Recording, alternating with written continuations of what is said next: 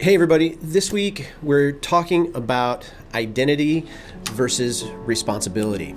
Now, I have a history of success with building teams and culture and community. In fact, I have a history of taking things from nothing or taking things from dysfunction and creating something successful that works. And sometimes it's beautiful.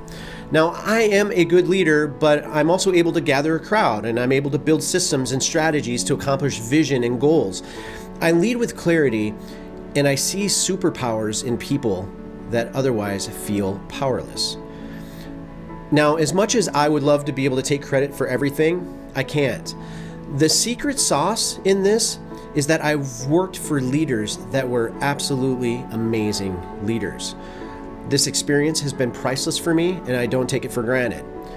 Now, the leaders that I've worked for, they did these two things really well, and I believe that these two things can be the difference maker on any team. The first thing is that they gave me undeniable support when it came to me gathering a crowd. Now, they might have felt insecure or intimidated at times that I was building something, but they never showed it. In fact, they supported me and they trusted me. Leaders, evaluate yourself on this, is that if you can't trust your team, you can't build. If you are worried that people will like your team member more than they're going to like you, so you end up limiting their visibility, you're not going to grow. The second thing they did really well is that they gave me the resources and the support to do it well. And I'm so appreciative that my senior leaders generously gave me resources to be able to do my job. I know that I earned that, but I also know that this was a sign of trust. So I wasn't entitled to this, and I didn't deserve it. So on that note, there is a certain level of abuse that happens in leadership when we have high expectations on teams and team members, but we don't have the resources or support to actually justify this expectation. There's a balance to this. Now, there are two totally different angles, but they're of equal importance that I want to make sure that we talk about. Now, the first thing is this, is that if you're leading a team and are experiencing growth and success, be a good steward of that positivity. Be appreciative that somebody has empowered you and you're able to run with it, you're able to go with it.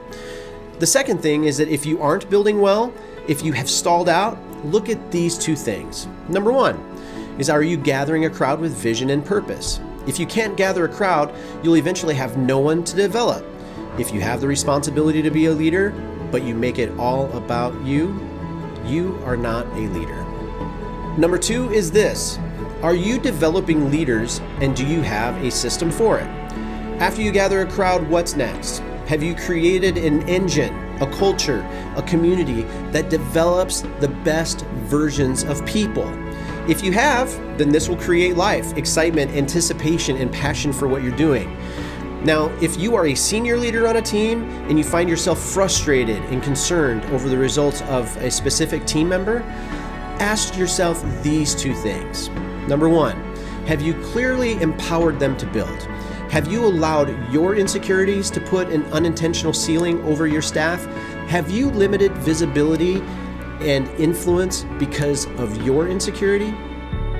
Are you lost in the identity of your position? Are you being responsible for your team? You can't have both. There is a huge difference between being responsible for something versus just holding a title and holding authority. Until next time, have a great week.